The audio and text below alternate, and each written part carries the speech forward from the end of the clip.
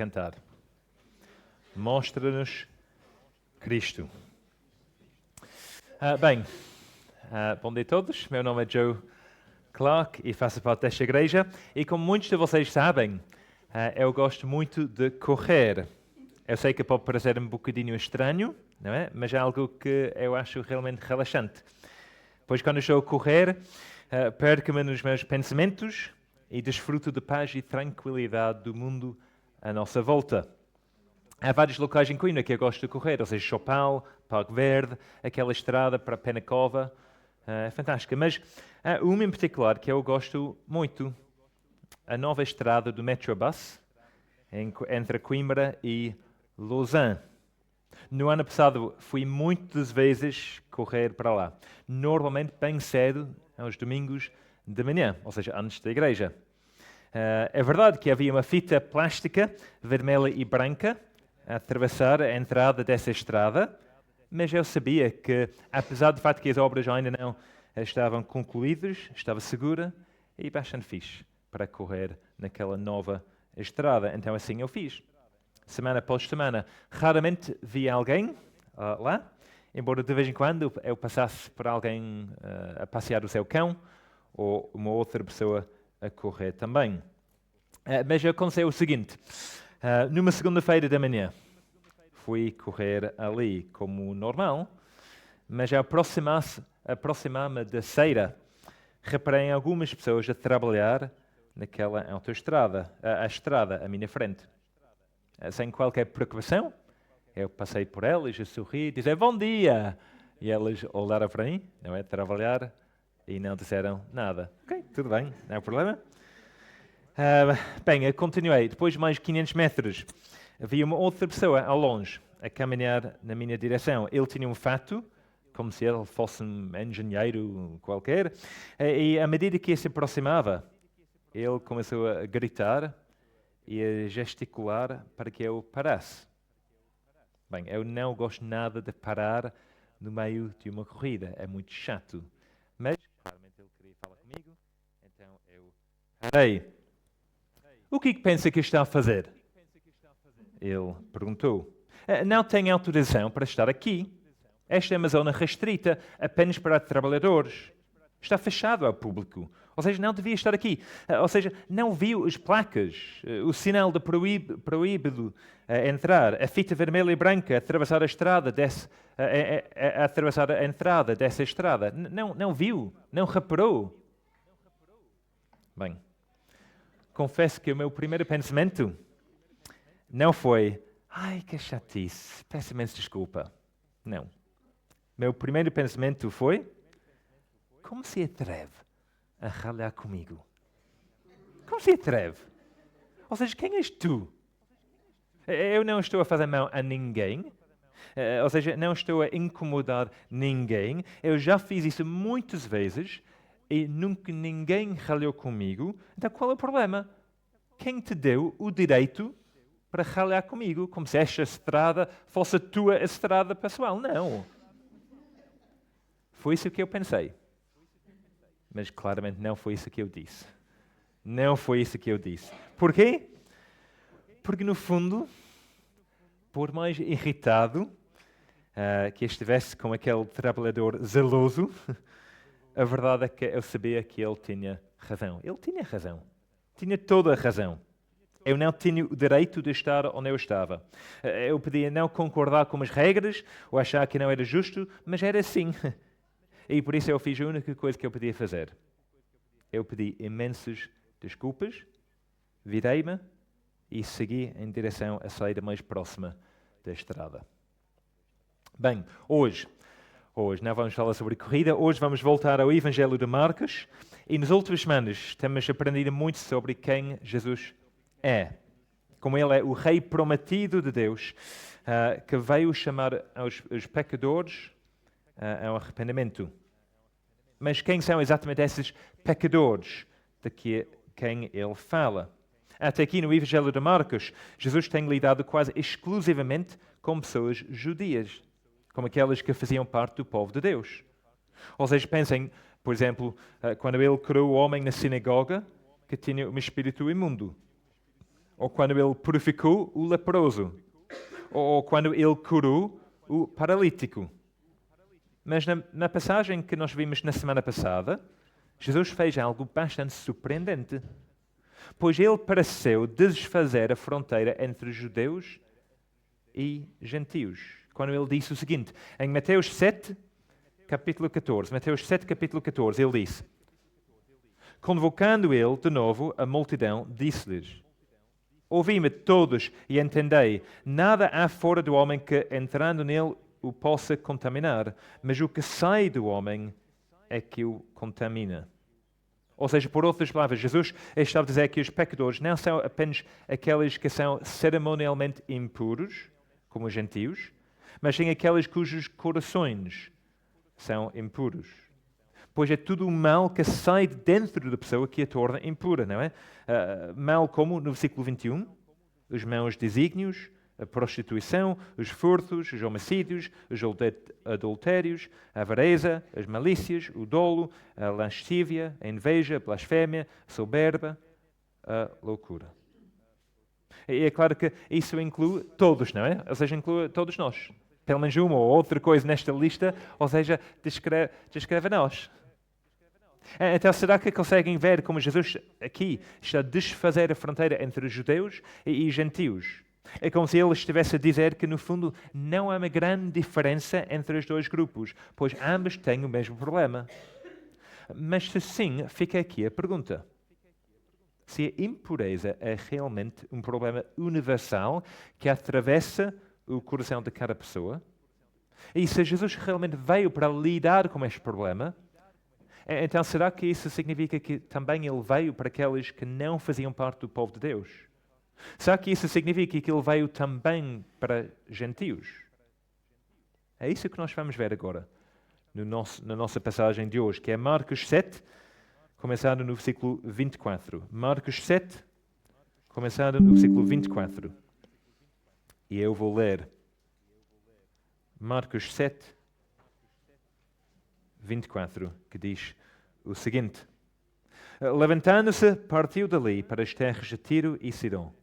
Tendo entrado numa casa, queria que ninguém o soubesse. No entanto, não pôde ocultar-se, porque uma mulher, cuja filhinha estava possessa de espírito imundo, tendo ouvido a respeito dele, veio e prostrou-se-lhe aos pés. Esta mulher era grega, de origem sirofenícia, e rogava-lhe que expelisse da sua filha o demónio.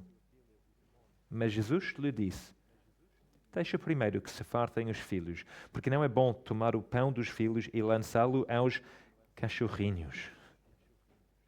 Ela, porém, lhe respondeu, sim, senhor, mas os cachorrinhos debaixo da mesa comem dos migalhos das crianças.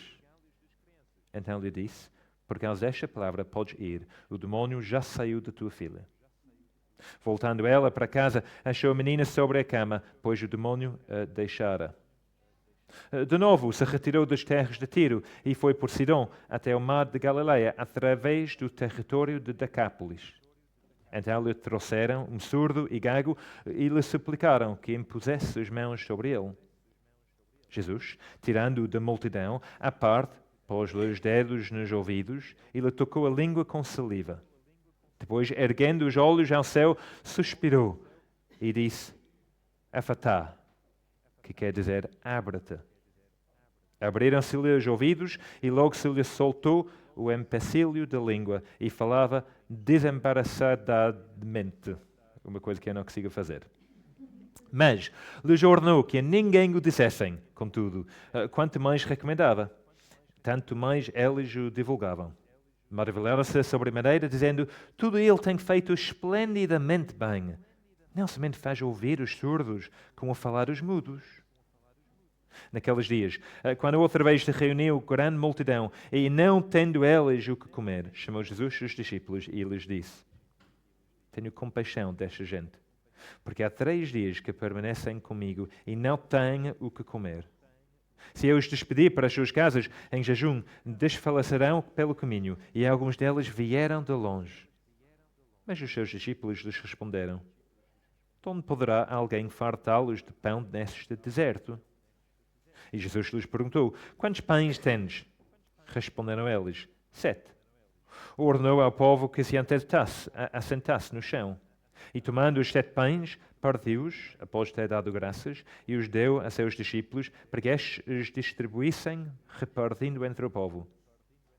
Tinham também alguns peixinhos, e abençoando-os, mandou que estes igualmente fossem distribuídos. Comeram e se fartaram, e dos pedaços restantes colheram 7 cestos. Eram cerca de 4.000 homens. Então Jesus os despediu. Logo a seguir, tendo embarcado juntamente com seus discípulos, partiu para as regiões de Dalmanuta. Até aqui. Amigos, já que vocês repararam, há algo de estranho aqui. Tipo um déjà vu. Uma coisa que já temos visto no passado. Ou seja, já temos visto, não é? Jesus expulsado um demónio no capítulo 5. Não é? Lembra-se do homem em Geraseres. Está difícil. Obrigado, é isso. Já também vimos uma cura do mesmo capítulo, não é? Ou seja, lembra-se da filha de Jairo. E já vimos a alimentação de várias pessoas. Ou seja, Carlos estava a pregar sobre isso. Ele deu pão e as crianças, Josh e... alguém estava a distribuir o pão. Já vimos este milagre, não é? Ou seja, já aconteceu. Então, se já vimos tudo isto, por que Marcos escolheu registrá-los aqui de novo? Não pode ser apenas para mostrar o poder de Jesus, porque já vimos o poder de Jesus. Então, é interessante, não é? Faz-nos pensar, porquê? Porque nós sabemos que Marcos não estava simplesmente a tentar preencher espaço no seu pergaminho. Ou seja, não, cada acontecimento que ele escolheu de incluir no seu evangelho foi de propósito, para comunicar algo realmente importante, algo que nós precisamos de compreender. Mas aqui trata-se do quê? E eu acho que a pista tem a ver com aquilo que é diferente nestas 3 histórias em relação às anteriores. Então nós temos agora ser como crianças. Não é? Aquele jogo, há 2 imagens e há 10 diferenças, não é? Entre as 2 imagens. Nós temos de tentar perceber quais são as diferenças entre as histórias anteriores e estes 3 acontecimentos aqui. E eu acho que, de facto, se nós fazermos isso, dá para ver a grande diferença. A diferença principal é que estes 3 acontecimentos têm todo a ver com gentios. Com gentios. Ou seja, olhem para o versículo 24. Levantando-se, partiu dali para as terras de Tiro e Sidom. Tiro atualmente se encontra no país de Líbano, e tinha uma longa história de antagonismo para com Israel. Tinha sido o lado de Jezabel, não é? Aquela pessoa muito má na Bíblia, Jezabel. E tinha lutado contra Israel durante a revolta dos Macabeus no 2º século antes de Jesus. Além disso, os profetas denunciavam regularmente a riqueza e crueldade de Tiro, enquanto o historiador judeu, Josefo, os descreveu como os nossos mais amargos inimigos. Pois Tiro representava a expressão mais extrema do paganismo. E a expectativa é que o Messias ia os expulsar. No entanto, aqui parece que Jesus, de propósito, vai até eles. Não para os expulsar, mas para ajudar. Depois deste primeiro acontecimento com a mulher em Tiro, para onde é que Jesus vai seguir? Versículo 31, de novo, se retirou das terras de Tiro e foi por Sidom até o mar da Galileia, através do território de Decápolis. E ir a Sidom significava ir ainda mais fundo em território gentil. E embora tenha depois voltado, ele acabou em Decápolis. Alguém sabe o que aconteceu em Decápolis? Em Marcos, capítulo 5. Há uma história sobre isso. História sobre porcos, uma manada de porcos. Alguém a cuidar dos porcos, que vem de Decápolis. Porcos, judeus, não tem muito a ver. Então, é bem provável que esta zona é, de facto, uma zona gentia. E parece ser confirmada não apenas como evidência aqui no capítulo 5, mas também por outras evidências históricas. E depois disso, onde é que Jesus vai? Bem, não nos é dito explicitamente, mas no versículo 10 do capítulo 8, podemos inferir que ele foi depois para o outro lado do mar de Galileia, em direção a Dalmanuta, o que quase de certeza fazia dela uma região gentia também. Ou seja, todos estes eventos aconteceram em zonas gentias, áreas gentias. Então estão a ver, pela primeira vez no seu ministério, Jesus está a relacionar-se com gentios de forma séria. Isso, se calhar, não parece grande coisa para ti, para mim. Pronto, tudo bem, ele esteve com gentios, qual é o problema disso?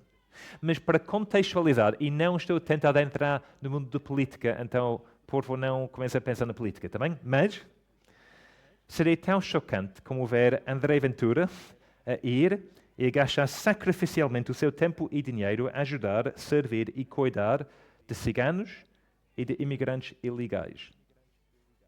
Será que conseguem imaginar isso na CMTV? Ele a fazer isso de boa vontade, a fazer isso genuinamente. Ou seja, será que acham que era isso que as pessoas que o apoiaram nas últimas eleições esperavam ver? Ou seja, é chocante. Não importa o que tu achas da André Ventura, não é isso. Mas o ponto é chocante o que Jesus está a fazer aqui. Não era esperado. Era mesmo chocante. Porque a verdade é que os gentios não tinham os mesmos direitos que os judeus naquela época. É isso que nós precisamos de compreender se quisermos entender o que Jesus está a fazer aqui. Então, para o resto do nosso tempo, esta manhã, vamos focar-nos principalmente na primeira destas três histórias. E vamos ver duas coisas principais. Em primeiro lugar, vamos ver a dura verdade sobre os nossos direitos. A dura verdade sobre os nossos direitos. Versículo 24, mais uma vez. Capítulo 7, versículo 24. Levantando-se, partiu dali para as terras de Tiro e Sidom. Tendo entrado numa casa, queria que ninguém o soubesse. No entanto, não pôde ocultar-se, porque uma mulher cuja filhinha estava possessa de espírito imundo, tendo ouvido a respeito dele, veio e prostrou-se-lhe aos pés. Esta mulher era grega, de origem sírio-fenícia, e rogava-lhe que expelisse da sua filha o demónio. Mas Jesus lhe disse: deixa primeiro que se fartem os filhos, porque não é bom tomar o pão dos filhos e lançá-lo aos cachorrinhos. Amigos, esta é uma das coisas mais chocantes e embaraçosos que Jesus diz ao longo da sua vida e do seu ministério.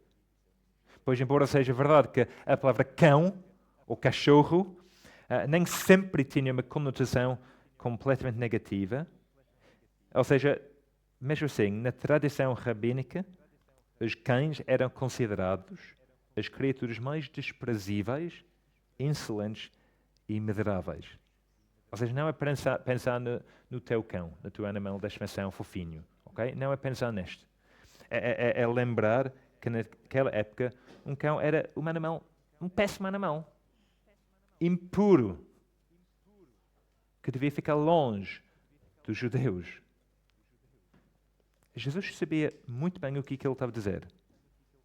Ele sabia quão desconfortável seria para nós ouvir estas palavras, a chamar a mulher, a referir esta mulher como um cão, um cachorro, cachorrinho. Deixa primeiro que se fartem os filhos, porque não é bom tomar o pão dos filhos e lançá-lo aos cachorrinhos. Soa tão grosseiro, tão ofensivo, tão diferente do que Jesus, não é? Que nós conhecemos. Jesus que é cheio de amor e bondade e compaixão. No entanto, se nós pensarmos que isso é tão grosseiro, tão ofensivo, então se calhar é porque nós não estamos a compreender a dura realidade sobre os nossos direitos. Pois hoje em dia nós falamos muito sobre os nossos direitos. Priscila já mencionou isso no início da reunião. Ou seja, que agora esperamos quase exigirmos tudo aquilo que achamos que nos é devido. Ou seja, tens que me dar um atestado de residência. Tens que me dar. Tens de reembolsar-me.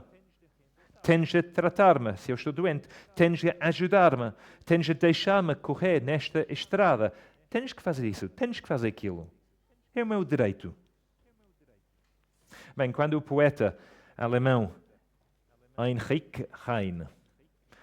Estava no seu leito de morte.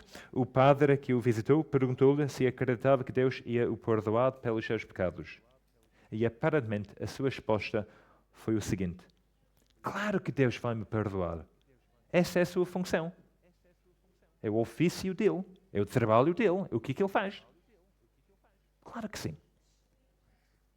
Muitas pessoas olham para Deus de forma semelhante, não é? Pois imaginamos que o trabalho de Deus é estar disponível quando pecamos, ouvir a nossa confissão e dizer-nos que tudo ficará bem. Claro que Deus vai me perdoar, dizemos nós. Este é o que ele faz, é a sua função.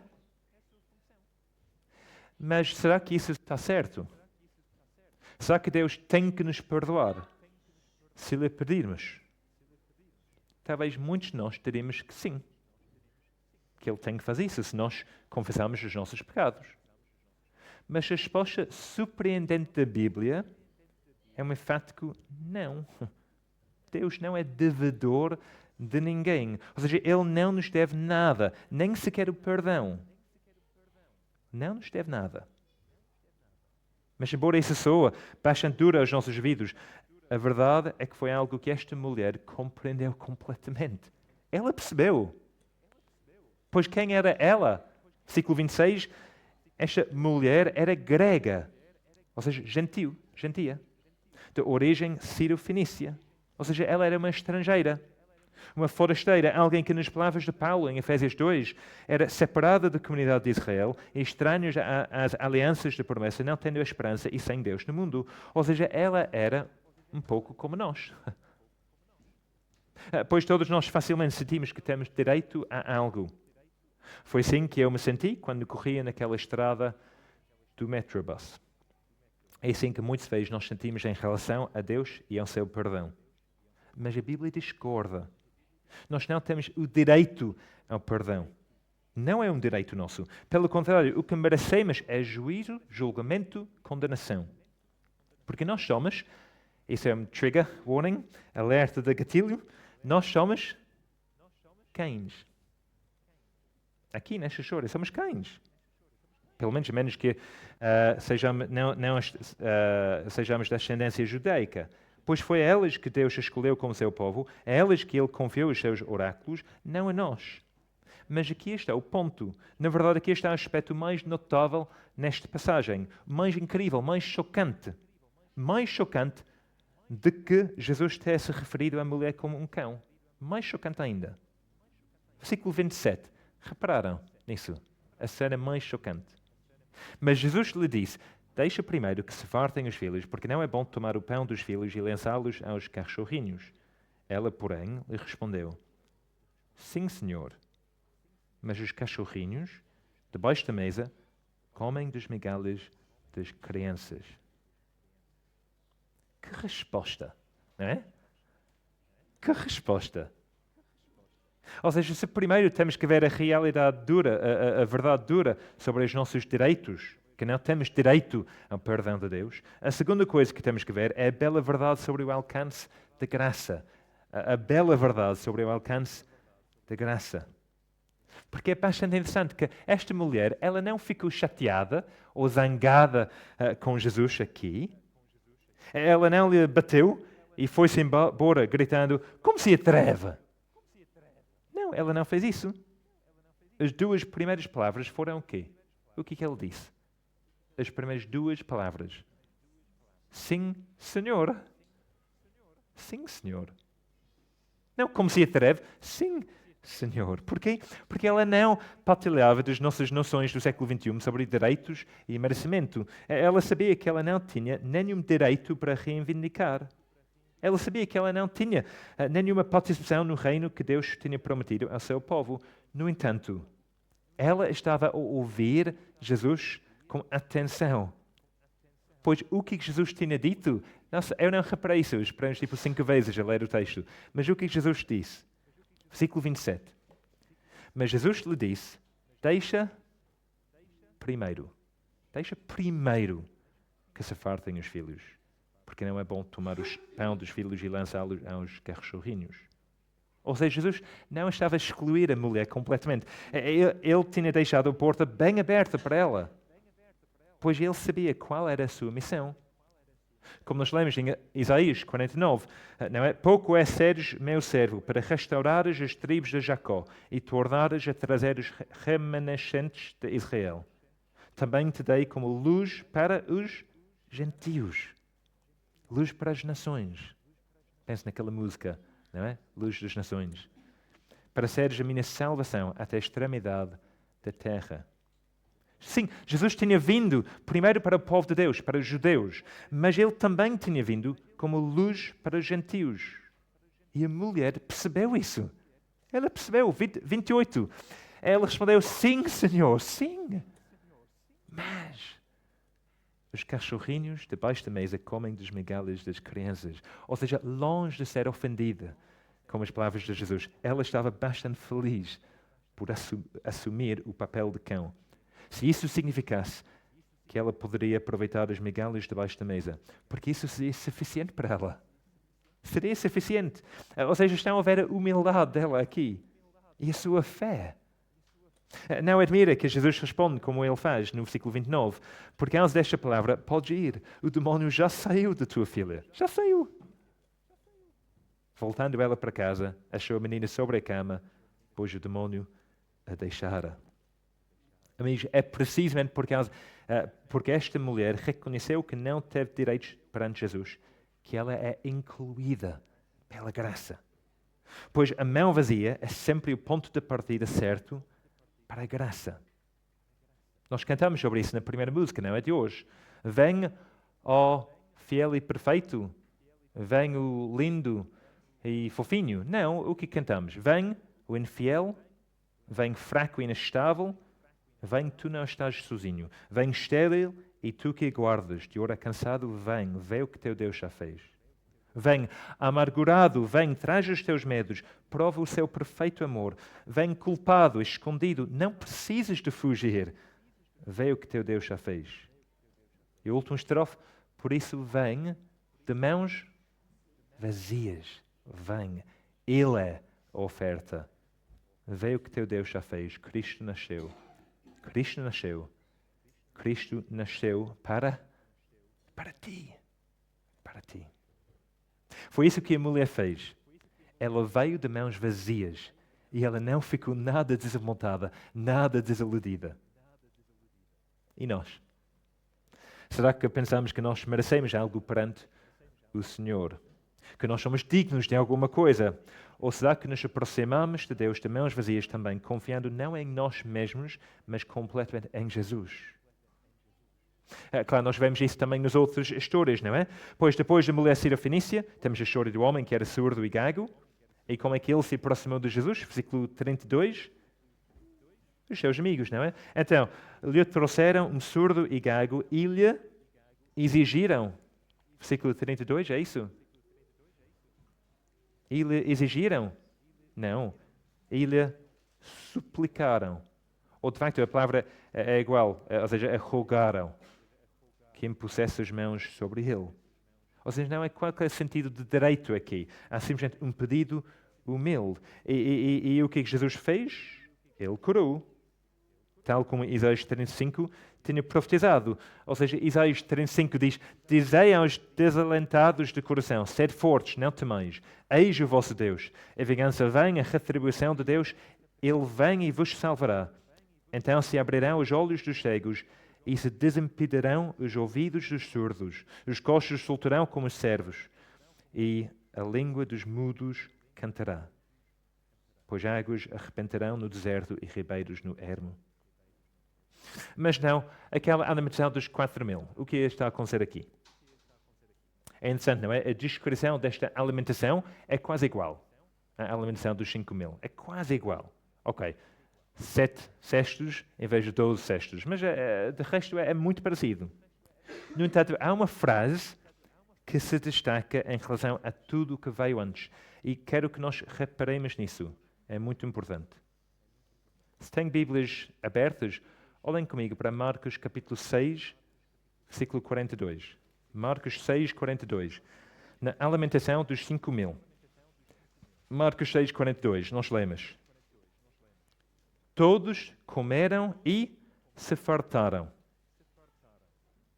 Agora, Marcos 7, 27. Como a mulher sirofenícia. Mas Jesus lhe disse, deixa primeiro que se fartem os filhos. Agora, Marcos 8, 8. Como a alimentação dos 4.000. Eles comeram e se fartaram. Não é? Ou seja, estamos a perceber o que está a acontecer aqui. Marcos quer que compreendamos as duas alimentações em ligação com a mulher sirofenícia. Pois primeiro lemos como os 5.000 judeus são alimentados e ficam satisfeitos. Eles são satisfeitos, os judeus, 5.000. Muito bem. Depois lemos sobre a mulher que está mais do que feliz por comer as migalhas debaixo da mesa, pois ela sabe que quando os cães fazem isso, não roubam a comida das crianças, simplesmente comem o excedente das crianças. Talvez seja por isso que as 12 cestas de pão que sobraram apontam para isso, não é? Mas depois, como a alimentação dos 4.000 gentios, o que é que nós vemos? Vemos que o excedente de comida, as sobras, as migalhas, não é mínimo. É mais do que suficiente para satisfazer plenamente. Ou seja, estão a ver a bela verdade sobre o alcance da graça de Deus aqui. Pois a sua graça é abundante, mesmo para cães como nós, abundante o suficiente para nos satisfazer completamente. Primeiro os judeus, 4.000. Depois gentios, 5.000, desculpa. Depois os gentios, 4.000. As sobras para os gentios. É mais do que suficiente. Ainda houve sobras disso. Ou seja, isso é uma boa notícia para nós, não é? Independentemente de quem nós somos. Não importa. Se nos aproximarmos a Jesus com humildade e de mãos vazias. Ou seja, Ele vai nos satisfazer. Por isso, eu volto a perguntar. Será que é isso que nós estamos a fazer? Quando o homem ralhou comigo na estrada do Metrobus, ele tinha toda a razão. Mas aqui está a parte interessante que eu não disse antes. Depois de ficar corado, não é? Fica muito vermelho e com vergonha, e depois de pedir desculpa imensas vezes, virei-me e comecei a afastar-me em direção a um cruzamento com uma estrada em que era permitido estar. Mas ao fazê-lo, o homem parou-me mais uma vez. E ele disse o seguinte: não tenho autorização nenhuma para estar aqui. Mas, esta vez, e apenas esta vez, pode continuar, vá lá, não há problema. Foi uma resposta muito generosa para com o inglês, que não tinha direito nenhum de estar ali. Mas, amigos, a resposta de Jesus para nós é ainda mais incrível. Ele não nos dá a nós, cães, nós rebeldes, nós pecadores, nós pessoas com corações impuros, o mínimo necessário. Não. Pelo contrário, se nos aproximarmos dele com humildade, ele satisfaz-nos com mais do que precisamos, derramando a sua graça sobre nós, a sua sublime graça. Que nós lembremos disso e nos alegremos nisso agora e ao longo da semana que vem. Vamos orar. Vamos orar.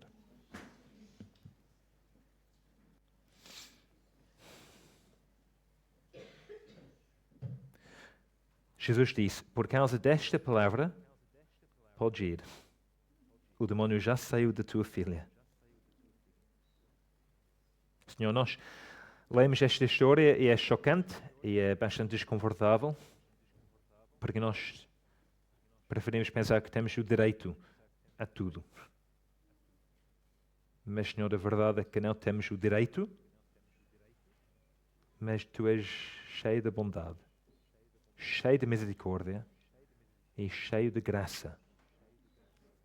E Tu queres derramar esta graça sobre nós. Tu mostraste esta graça em Jesus. Jesus que veio para pecadores como nós, pessoas que não merecemos nada. Ele veio para nós. E, Senhor, nós temos a esperança, tal como aconteceu com esta mulher, Senhor. Nós podemos ser perdoados. Podemos ter certeza do nosso perdão. Se nós nos aproximamos a Jesus de mãos vazias e em fé. Então, Senhor, ajude-nos a fazer isso. Ajude-nos, Senhor, a não ser orgulhosos, mas pessoas humildes, que colocam a sua confiança a sua fé completamente em Jesus. Obrigado, Senhor, por esta bela verdade que nós podemos ser incluídos. Nós que éramos excluídos, agora podemos ser incluídos. E que nós podemos fazer parte do teu reino, da tua família e de todas as bênçãos espirituais em Cristo, por causa de Cristo. Que possamos lembrar disso, celebrar isso e viver para isso, Senhor, esta semana. No poder do Espírito Santo, nós pedimos e oramos. Em nome de Jesus. Amém.